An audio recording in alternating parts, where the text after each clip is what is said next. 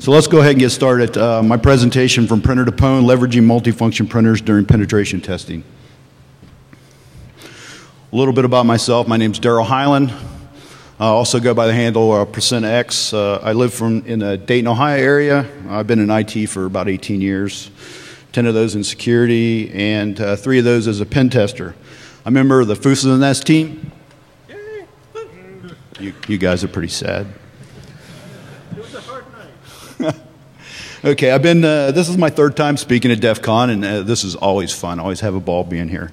So let's go ahead and get started. I do have a guy showing up with a 50-foot, because I don't know if anyone's seen me speak before, but tethering me on a 5-foot rope can be dangerous. The agenda for today's presentation is multifunction printer features. We're going to quickly go over some of the features and functions you typically see in multifunction printers that we want to attack or steal information from. Second, we have a single one slide on multifunction printer security. From there, we're going to go to attacking multifunction printer devices and leveraging those attacks during penetration testing. And at the end, we'll go ahead and conclude with development of an automated harvesting tool.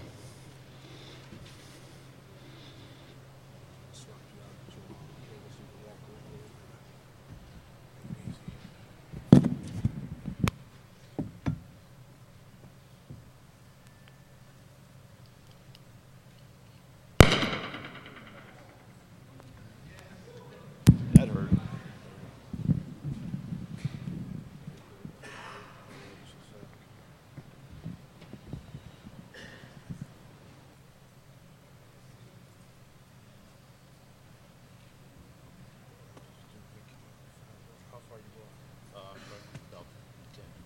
Just enough to move back and forth, so.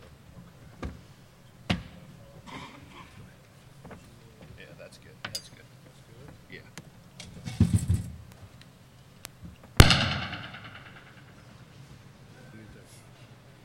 Okay, I guess we can get started again. So let's go ahead and move into this. Let's start off by talking about multifunction printer features.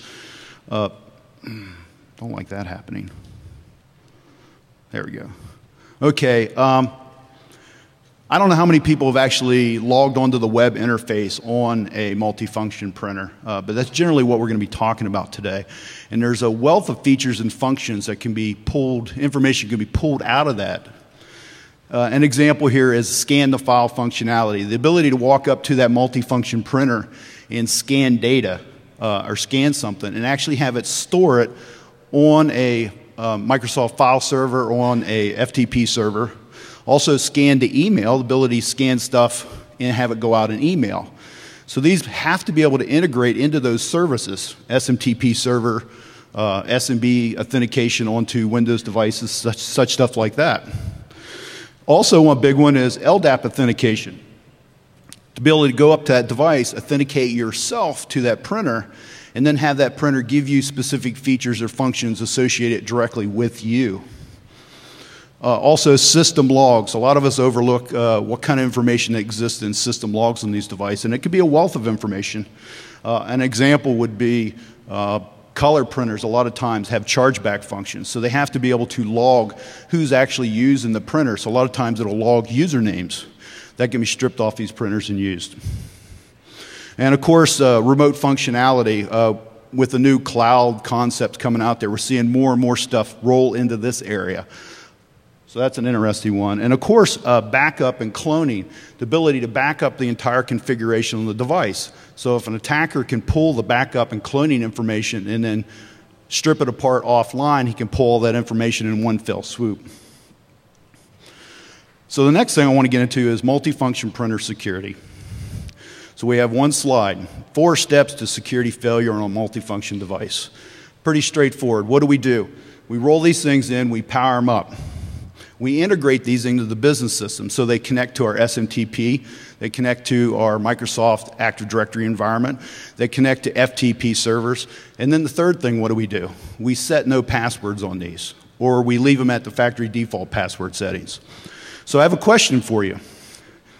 So we can quantify this. How many people in here Their company requires you to set a complex password on all multifunction printers that are deployed within your organization.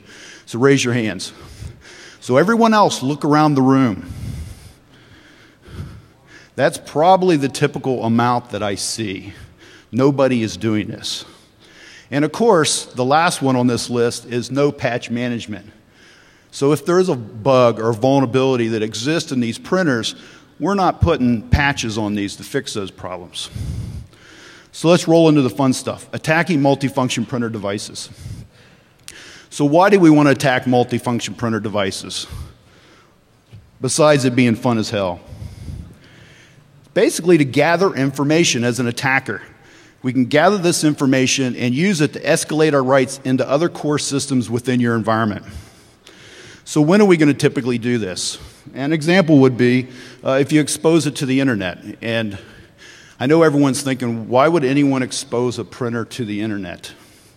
Well, go out to Google when you get a chance and type in there and try to pull out some printer information, and you'll find there's literally thousands, hundreds and thousands of printers out on the internet that are exposed out there. And probably half of them have no password set or default factory passwords.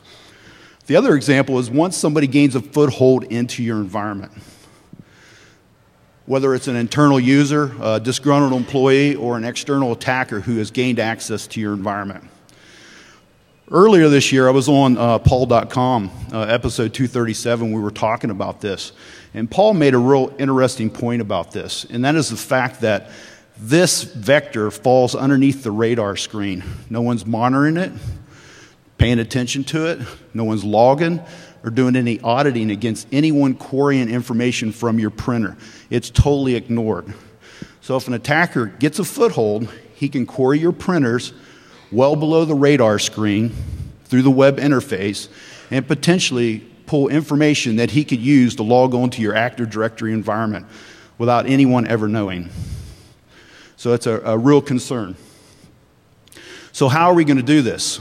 Obviously leveraging default passwords to get into the printer to start with. We've seen all the hands that were raised, so we know that no one's changing these passwords. Second is access bypass attacks, and that's an attack against a printer where they have set a password, but you found a way to bypass all the security on the device and gain access to that printer. Third one, information leakages. Once we gain access to that printer, how do we extract some of that data? Do these printers leak that information? Fourth one on there, forceful browsing. If you know what the URL you want to get access to, forget about the password you need to get to it with. You just enter that URL and the printer gives you access. And of course, backup and cloning functions, the ability to pull all those backups or clones offline and pull the information out of those. And the last one on here is a passback attack. Typically to be able to trick that printer into sending the information to you. We're going to go into some detail in that toward the end of this presentation. So the first one I want to talk about is the bypass attack. This is the ability to bypass the authentication on a device by passing various forms of data in the actual URL. We got two examples we're going to show today, and that's the Toshiba and an HP. So on the Toshiba, if you look at this URL, this would give us access to the scan the file configuration page on that printer. If you enter this URL in, the Toshiba is going to take you or redirect you to a logon page. If you happen to know the default password, which is, no, it's 123456. Okay, so that's the default password. So you know what it is for all the eStudio Toshibas. Okay. Should be easy for you to remember then. Okay, so if they've actually changed the password, how do we get into this device? Well, there's a little trick with this particular device. I don't know if you've noticed there. It's an extra slash. Put the extra slash in between top access and administrator, and so goes your security, and now you're into the configuration page.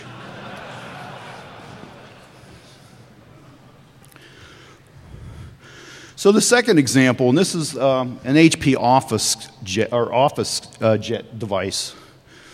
A lot of you guys probably have these sitting in your home right now.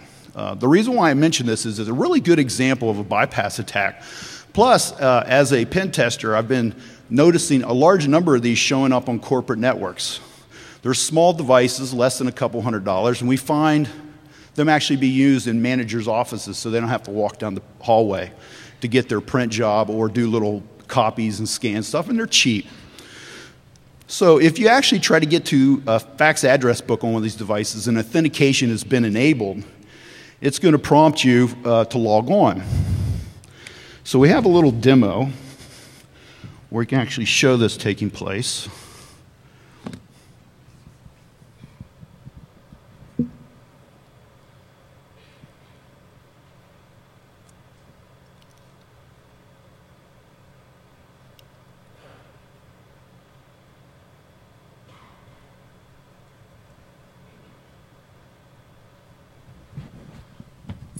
So if we go up to the setting part of this and we click on setting and authentication is required, it's actually going to prompt you for a username and password. And this is my printer, and I actually forgot the password like years ago.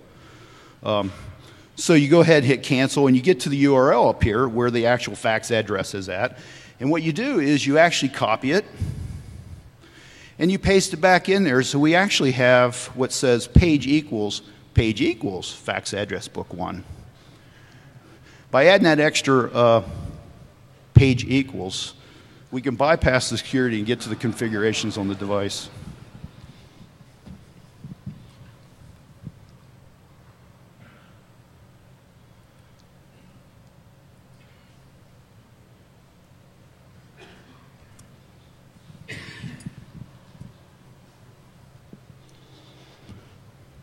So the next area we want to delve into is information leakage. Now that we've gained access to a device because of default passwords or by bypassing the actual security on the device, how can we pull information from this device? So the first one we're going to look at is information leakage on an HP device. This is a gig I did here, it's probably about 1.5 years ago. Turned out they had actually exposed this printer to the internet.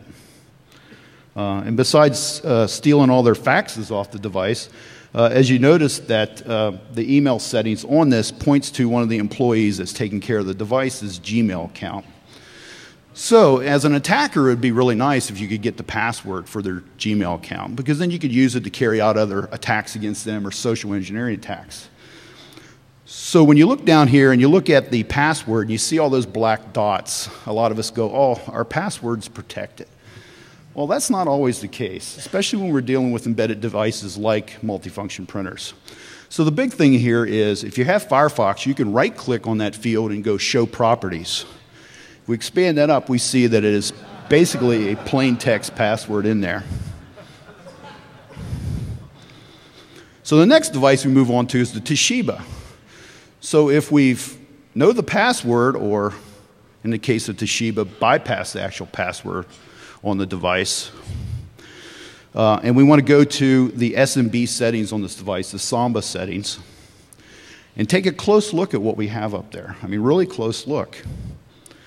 We have it set up to log on to the domain, and guess what the logon name is?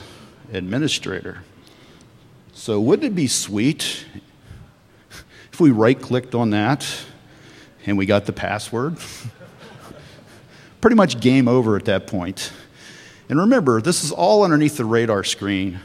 No one ever knows. You're not generating any noise. You're just logging on with a web browser to a printer, right-clicking and viewing the source. And now this device has given up your domain admin password. So the next one I want to move on to is forceful browsing attacks. Basically, with a forceful browsing attack, it's the concept of if you know the URL that you want to get to, in spite of the security of the device, you just type in the URL and you go to it. One of the things I've noticed over many years of looking at embedded devices and multifunction printers is a lot of times they will properly handle security on file extensions that are standard, like .cgi, .htm, .html. But if it's a non-standard type file extension, on a lot of printers and a lot of embedded devices, you can actually just query for that and it'll give it to you without any requirement for authentication. So what we want to look at is the Canon. What's interesting about the Canon printer, we're going to be looking at the address books on this device. Canon printers and a lot of other devices, the address books contain more than what you typically expect an address book to contain, or they can. We normally expect to see, username, email address, phone number, typical stuff like that, maybe some fax information. Well, it turns out on this particular device, there's a lot more information. So let's look into forceful browsing, gaining access to that. Again, the extensions on this device, or the files we're after, are .ldif or .abk. Very non-standard file extension. So maybe that plays a role in why we can get access to it. The image runner actually has 11 address books, or up to 11 address books that you can query on it. So if you type in this URL, you should be able to extract it. But first thing you got to do is you have to have a valid cookie to be able to do this. So if you just type in this URL and point it to your image runner, it's going to fail because you don't have a valid cookie. Now, I didn't say an authenticated cookie. I said a valid cookie. So if you hit the home page on the printer, it will give you a valid cookie. And then enter this in, and it'll give you the first address book. If you increment the AID up 1 through 11, you can get each and every one of the address books. The data that typically comes off the address books is in plain text. Also, a quick note. Early this year, I had mentioned that I thought this was patched in a lot of devices because I was getting failures on a number of occasions. Well, I started analyzing a number of image runner devices, and I noticed that these two models here, these product name IR3580 and IR4080, are the only two that I can find that this fails on. It works on all the others that have this address book functionality. Not that there may not be a way to get around on these devices, but this method fails on them. But it doesn't fail on all the other ones. So let's look at this data. So we pull the address book. We can quickly see that URL information, a username, and a password can actually be pulled out of the address book. So what are we looking at? This device is actually configured so you can walk up to the printer and do a scan job after you authenticate yourself as D. Smith. And what it'll do is it'll do the scan job and it'll save it on your workstation. That URL happens to be his workstation. I've also seen these configured to point to actual file servers. But predominantly, I see it pointing to the individual's workstation. So he can do a scan job and it shows up on his workstation. So now I have the password to his workstation, so I can log on. Well, if they screwed that up and they actually created the username of Canon as an administrator on his local workstation, the next step is I'm admin on his workstation, which we've done before. At that point, I can extract the hashes associated with all the users on the device, particularly the administrator account, and use that to break in on every other machine on the network that actually has the same administrator password. So the next thing we want to delve into is backups and cloning. Backups, the purpose of backups and cloning is ability, one, to make a backup of your configuration of your device, which is very important if you need to fix it or rebuild it or whatever the case may be. Xerox really does what they call cloning. It gives them the ability to roll out multiple systems. So if you're rolling out 50 Xerox boxes, Xerox multifunction printers in your environment, you really don't want to go to 50 devices and configure them. So you can pull a clone off one device that's configured and deploy it across all these different devices and configure. It's a really nice process. So the whole idea of this is if this contains information that we could use to attack you, then of course we can log on, pull this, and voila, we have usernames and passwords. So let's look at the first one. This is a Lexmark. The settings, import, export setting file functionality, and this export file is all in plain text. So we easily go to this page, import, export. We click export setting file, and we're able to extract this, and as you see, plain text passwords are actually stored in this file. The interesting thing about this device, this particular device that I tested, was that they've done a really good job of not having information leakages. So when you go to the configuration pages, you can't extract the passwords out of the source code. So they've made an attempt to actually secure the device from that level, but yet have made it possible for you to actually pull all of the configurations, including usernames and passwords, off the device in a backup file. The next one we want to delve into is the Xerox. Fairly simple. If you go to log on to a Xerox Workcentra, and what's the password for a Xerox Workcentra? I don't know if I heard it, but it's 1111. That seems to be the normal for the Workcentras. Username is admin.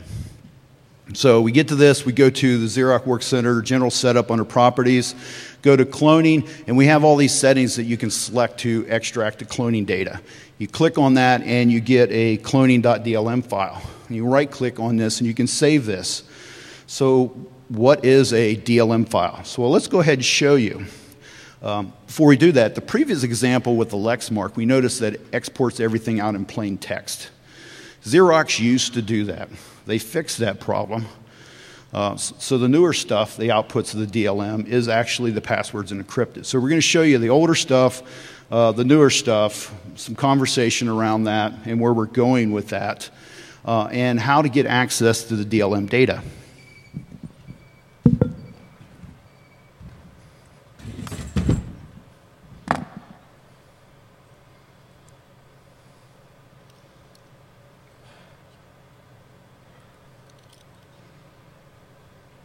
Everyone see that good? Everyone see that?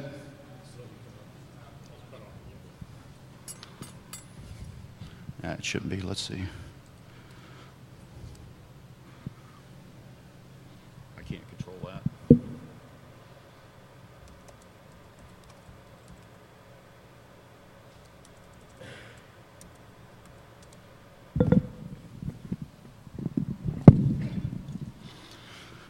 So a typical DLM file that you extract off this, let's go ahead and look at the DLM file. As you can see, it looks like a whole bunch of compressed, encrypted, it's some kind of data with a header, somewhat of a PGL type header. So I really didn't know what the format of this was, so I spent some time on the internet searching around, and I search and I search and I search. And I finally found a message board out of Norway, all written in Bork, which I couldn't read. But I knew they were talking about this. So I actually fed it through a translator online. And basically the gist was, and it was between two Xerox employees, thank you, that this is nothing but a tarball. So if that's the case, let's just get rid of this header.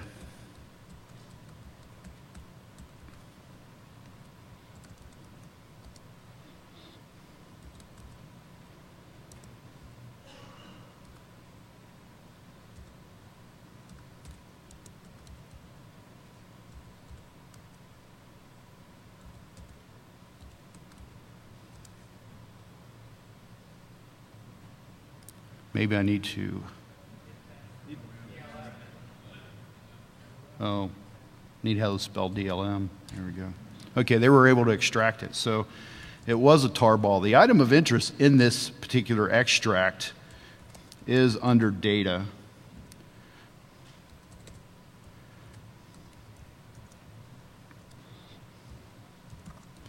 So if we search down through there, and obviously you can see it's the entire configuration, mostly in plain text. Go down through here, looking at all the passwords. There's one, and there's one down here. So we instantly find that the LDAP password is like milk dud. So we're able to extract the data. Now this is what they were doing several years ago. They've actually fixed this, which is a good thing. And that's what this is all about anyway. It's about security, not insecurity. So I like to see companies moving in the right direction. So let's go ahead and look at the other example so we can see what it is.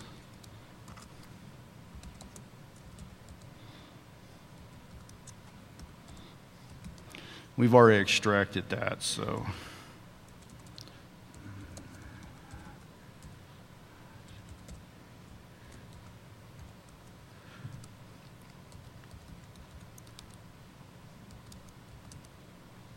And as you can see, it's some kind of encryption. And I have to admit, the first time I saw this, I thought, oh, it's just an MD5 hash or something like that.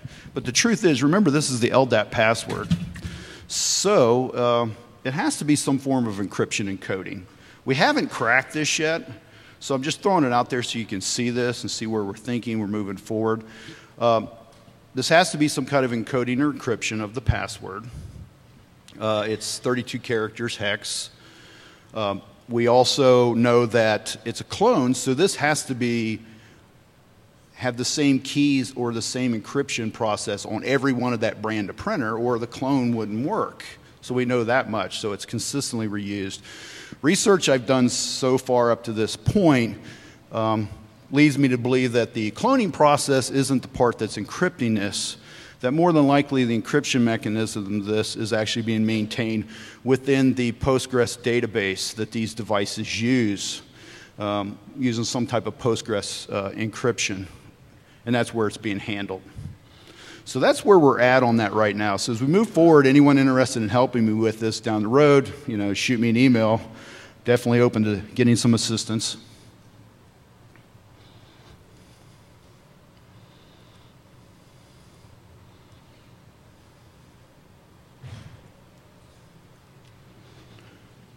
Okay, the next area we want to get into is the passback attack. This is something I've just been working on, I don't know, over the last 4 or 5 months, and it's kind of cool and kind of fun, at least I think it is. So the whole idea of a passback attack is an attack where we trick the multifunction printer into communicating to us, the attacker, versus his configured service, as the example. A number of printers we found have a test function on them. So if you go to the LDAP configurations on certain printers, you can hit a test button and it will test the actual authentication of LDAP to the configured LDAP server. And there are some other services that do this also. So the whole gist of this attack starts out with the attacker hits the test button on the printer authenticates to the LDAP server. The attacker changes the LDAP IP address, hits the test button, the printer nicely authenticates to the attacker, giving us the ability to capture all the authentication data. So let's start with a couple examples. The first one we're not going to get into a whole lot of detail, but the second one we're going to show you a lot of detail. It turns out here on this Sharp printer, if we look at each one of these possible settings on the configuration page, every one of those is passed from client side when you hit the test button. So you have the ability to alter those from the client side versus server side. The Sharp printer has the ability to do this on LDAP and SMTP. And like I said, the attacker can send all of these fields except the password field. The password field's stored on the printer. So if you can tell the printer to test this using what you have stored on the printer as the password, you get the plain text password. These are the 3 fields on the Sharp printer that we want to alter: the server IP address, the auth type. Because remember, it may be configured to do NTLM or Kerberos, but during the test function, you can say, let's just do it in plain text. That way you capture it back. And here is the screen for the Sharp for the SMTP settings also. So the next we want to get into, we're going to show a little more detail, is the actual Ryko printer. And the Ryko printer, very similar to the Sharp printer, easily tricked into doing this.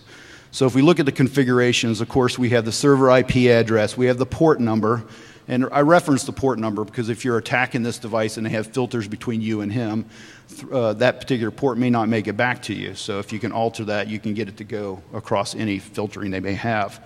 And of course, the authentication type, as you see we have set there, clear text, digest, or Kerberos. And you have the ability, client side, to alter those during the test function. So this happens to be the test CGI that you post the data to. So what follows next is an eye chart. So this is the data that actually gets posted to that URL up there. The area in red, if it's altered, will typically reconfigure the printer, which is not what you want to do. The area in black is what's used by the test function and does not alter the printer's configuration. The blue areas are the things that I like to alter to carry out this particular attack. And we also have a video demo of this I want to show you real quick.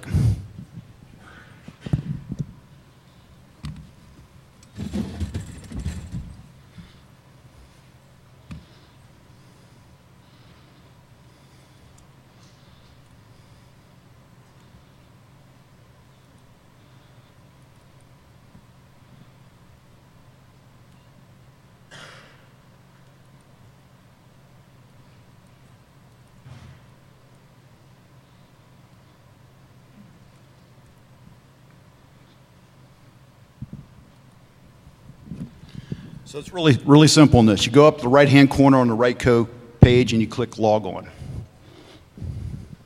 This password's really easy to remember. It's blank. Enter the username admin, and now you log on to the device. Once you're logged onto the RightCo printer, it gives you a lot more features, and you can go to the configuration page.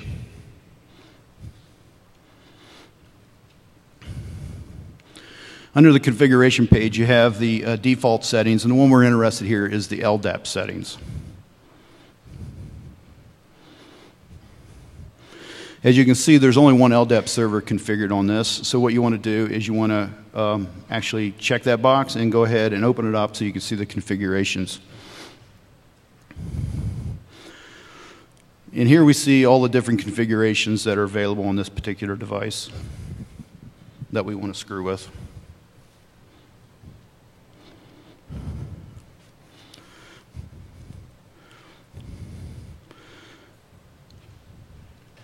So to carry out this task, we want to set up a netcat listening port 1389. So we fire that up. We also want to set up a proxy server to grab the content coming from your web browser. Here I'm using Burp, but you could easily use Paros proxy also.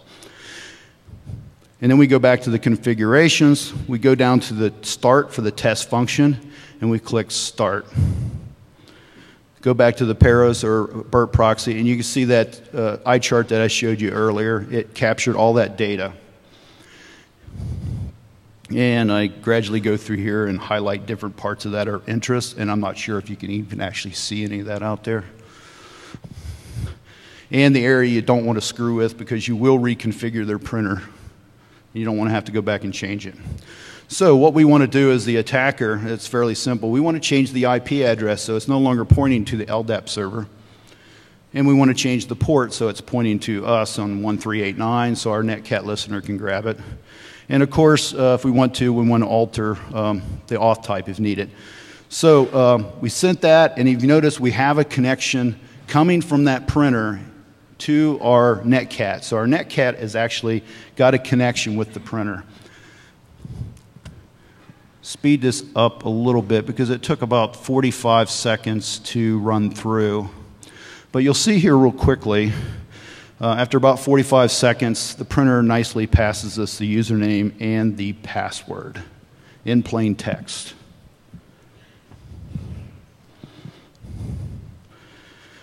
So if you have access to the Sharp or the RightCo printers and they are configured and you want to gather information off of it, and these devices don't have a whole lot of leakage problems other than this one here, you can carry out this passback attack by capturing the data that you send to the test function, telling the printer to, instead of communicating the test function to its actual LDAP server, I want you to communicate back to me, the attacker, and I want you to authenticate to me in plain text, giving me the username and password.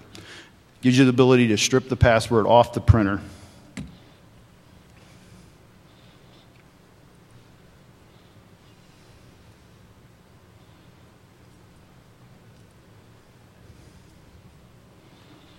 Okay, the next thing we want to move into is the tool. So we started developing this tool a while back, and it's called Pwnd. Pwnd is Latin for plunder, spoils of war, booty, thief. And that's what its purpose is. Its purpose is to go to typically the web interfaces on your multifunction printers using weak passwords, vulnerabilities, and what other methods that we can put together to strip this data that can be used to attack other key systems within your environment. The present version, we actually do have one module that a guy has been working with me on that doesn't use the web interface. It actually uses RSH. It turns out that the RSH on the RightCo printer was an easier method for getting the logs off than going through the web interface. It was easier to parse. It gave it to us in a cleaner fashion. So we go ahead and just pull it that way and then parse the logs that way versus the web interface. So we do have one module that goes outside the web part. The present version is actually written in Perl, version 1.2.beta. We have 17 modules so far, extracting data from 40-plus different printer models: Canon's, HP, Lexmark, Ricoh, Sharp, Toshiba, and Xerox printers. Simple how the tool works. It's made up of 4 pieces. You have the Pwnd.pl, which is a dispatcher. You have individual modules designed to go against certain model types. You feed it a target file list, or target list of all the IPs or printers that you want to run this attack against. And you have a data file, which does fingerprinting. The data file, this is the structure of the data file. There's 4+ fields in the data file. The first field is nothing more than a sequence number. The second and third field is the method we use for fingerprinting. And the way that works is it pulls, the second field looks at the title page of the multifunction printer. The third field looks at the server type. And that works probably about 85% of the time on fingerprinting in specific models or model series. And then fields 4, 5, 6, and continuing out there, the actual modules that are actually used to launch the attacks with. So generally, the tool syntax is Pwnd.pl, the target file, the TCP port you want to go to, whether it's 80, 443, 8080, 8000, and then also the project name, what you want to call the project. So that creates a folder. Project name creates a folder, and the output file is a log file that's generated. So all the data this thing gathers writes it into the project folder, and also the output log file writes what's taking place. And in some of the modules where it extracts specific passwords out, it'll write it into the output log. So this queries the printers in the target list. If a match is found, the data, the device is attacked, the information is pulled, and it's stored in this method here. So where do we see Pwnd going moving forward in the future? The goal here is, as we had mentioned with the Xerox, the password encryption part of that. So we have an ongoing project there to evaluate that and see if we can figure that out. Also, a number of other printers have actually started the backup clone files that it generates are all encrypted, but the fact is that you enter the password to do the encryption. So it's just a matter of figuring out what encryption they have. You have the password, you could easily decrypt it. So probably analyzing that and trying to find various methods to do that. Once we find those for the different models, we'll build modules to pull the encrypted file and decrypt it and save it for you. We also have talked about actually working on migrating this code over to Ruby. Right now I'm kind of holding off on that. And we're going to stick with working in Perl. And the main thing is I want to see this project go to critical mass. Right now we have 17 modules, 40+ different printer device models we go to. But the thing is I want the tool to be a valid, usable tool for pen testers. So we're looking for people to jump in, add value to this. Let's work on actually growing this, and once it reaches critical mass where it becomes a real valid tool used by enough people, then we'll go ahead and reanalyze it. Is Perl the best option? Is Ruby a better option? Could it be incorporated into other tools? Or could it be written in Python? So right now we're going to stick with the Perl and move forward from there. Also, we've been looking at developing other modules besides just printers, multifunction printer devices. There's all kinds of embedded devices sitting on our network, everything from UPSs, SAN systems, cameras. Every one of these devices, we as pen testers have actually found usable data that can be extracted from these devices. So the goal was to expand this project also to actually include all of those type of devices also. And I plan on releasing probably about a half dozen or more modules that go against network appliances next month when I present this in Bangalore, India. And I think that pretty much covers it. Looks like I went a little fast today. And we got a minute here. Let's. I got a couple T-shirts to give away. People like T-shirts, right?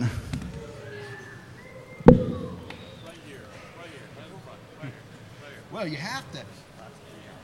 So we have the FUFASnet t-shirts, and the thing is you have to answer a question. So real quick, it's fairly easy. What's the default password? You have to raise your hand because obviously everyone's going to. What's the default password for most Workcentra printers?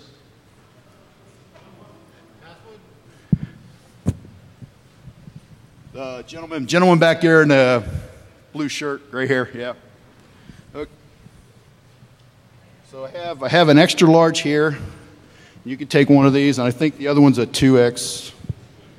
There's a 2X. Also, one more. Okay, what's the default password for a Toshiba eStudio printer? No.